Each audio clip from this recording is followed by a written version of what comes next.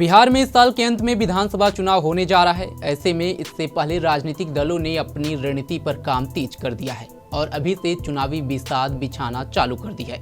इस चुनाव में महागठबंधन का जोश हाई है। पटना में तीसरी बार रविवार को महागठबंधन में शामिल दलों के प्रमुख नेताओं की तीसरी अहम बैठक हुई और महागठबंधन में जो खटपट की खबरें आ रही थी उसे भी इस बैठक में दरकिनार कर दिया गया और बिहार की सभी 243 सीटों पर साथ चुनाव लड़ने का ऐलान किया है।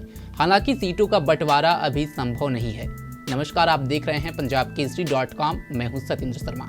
बिहार चुनाव का बिगुल बजने में अभी समय है। ऐसे में चुनाव से पहले महागठबंधन की हुई बैठक ने साफ कर दिया है कि पार्टी में कोई खटपट नहीं है।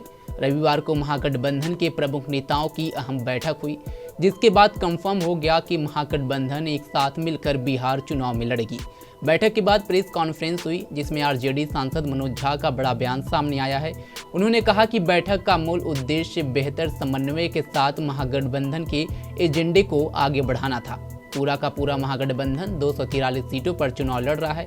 हालांकि मुख्यमंत्री चेहरे को लेकर अभी भी बात नहीं बनी है और महागठबंधन में सस्पेंस बरकरार है, जिसको लेकर जनसुराज के प्रमुख प्रशांत किशोर ने महागठबंधन पर तंज कसते हुए क्या कुछ कहा, पहले उसे सुने। कोई संशय नहीं है, महागठबंधन के सीएम फेस तेजस्वी यादव है। रोज मंच से खड़ा होकर, कल अभी मंच से खड़ा होकर कहे कि तेजस्वी यादव को बनाइए। भाई उस दल, ये परिवार वाली पार्टियां हैं, इसमें कहीं कोई कंसल्टेशन की गुंजाइश नहीं है। ये कोई चर्चा का विषय नहीं है कि कौन चेहरा होगा। ये मालूम है कि लालू जी की पार्टी है तो इसमें लालू जी के लड़के होंगे और कौन होगा। कांग्रेस की क्या औकात है बिहार में? कांग्रेस के नेताओं को लालू जी या उनकी पार्टी बैठने के लिए सीट, कुर्सी दे रही है, यही बहुत बड़ी बात है। पटना में हुई महागठबंधन की इस तीसरी बैठक पर मनोज झा ने कहा कि 20 मई को मजदूरों की देशव्यापी हड़ताल में पूरे महागठबंधन का पूरा समर्थन मिलेगा। तेजस्वी यादव के चेहरे पर कोई विवाद नहीं है। शिद्दत से घोषणा के लिए इंतजार करना होगा, समय पर घोषणा भी हो जाएगी। उनके इस बयान से यह भी साफ हो गया है कि महागठबंधन में किसी तरह की फूट या विवाद की अफवाहों का कोई आधार नहीं है।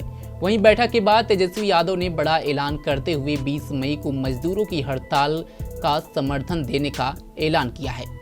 सुनिए पहले तेजस्वी ने क्या कुछ कहा। तारीख को जो मजदूर यूनियन का हम लोग जो है समर्थन कर रहे हैं और हर जिला में महागठबंधन इंडिया अलायंस के लोग जो है हर जिला मुख्यालय पे उन सभी मजदूर यूनियन का साथ देने के लिए खड़े रहेंगे।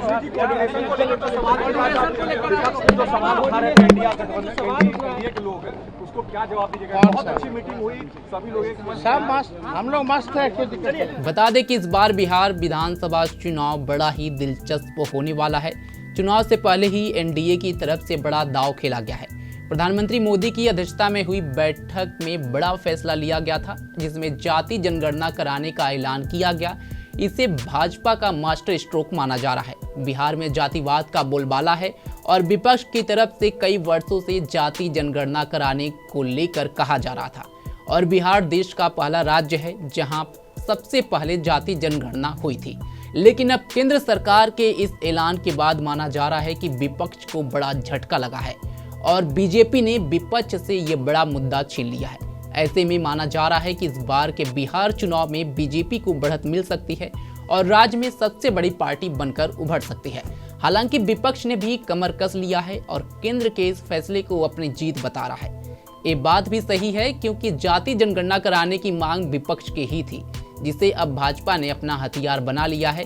लेकिन भाजपा चाहे कुछ भी कहे, विपक्ष की एकजुटता और मांग के आगे सरकार को दबाव में ये फैसला लेना ही पड़ा और ये फैसला बिहार चुनाव को देखते हुए ही लिया गया है।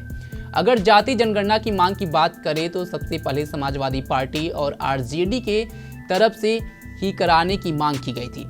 उस वक्त यूपीए की सरकार थी, लेकिन यूपीए की सरकार ने जाति जनगणना कराने से इनकार कर दिया था। लेकिन अब देश की राजनीति बदल चुकी है और कांग्रेस बीते एक दशक से ज्यादा सत्ता में आने के लिए संघर्ष कर रही है और अब कांग्रेस भी जातियों को लेकर सत्ता की सीढ़ी पर चढ़ना चाहती है।